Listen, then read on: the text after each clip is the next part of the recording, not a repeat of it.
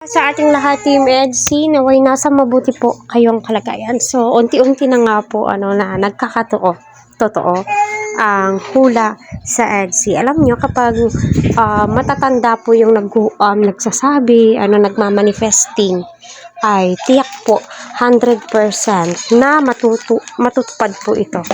Yun po yung mga nasa isip ko, no. Basta minamanifest ng mga oldies, ng mga seniors, ay nako, magtatagal yan sila yung magkakatuluyan. Ay nako, mark my word. Kitang-kita na po, no, binabakuran na po talaga ni Papa Eds itong si Beyonce.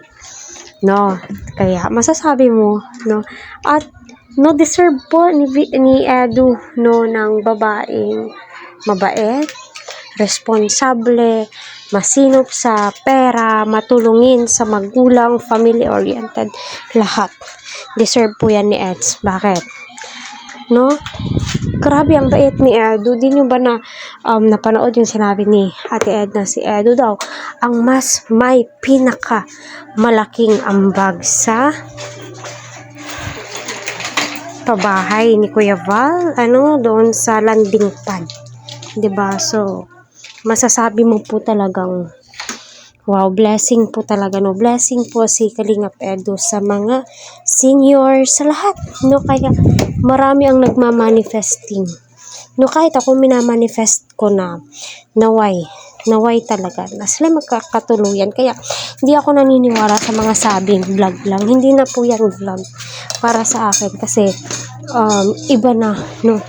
Iba na po yung tinginan nilang dalawa, no. Masasabi mo talagang mahal na po nila yung isa't isa. 'Di ba? Kasi tignan niyo ang laki ng pinagbago ni Beyonce. Aminin niyo man o hindi, no, tayo din ay kinikilig sa kanila. At masasabi mo, ay nako, sana nga pagdating ng araw, kapag nasa perfect na ang lahat, perfect timing, ay eto na po, no, ito na po talaga yung inaantay natin. Masasabi mo, totoo nga na may forever sa Kalingap, di ba?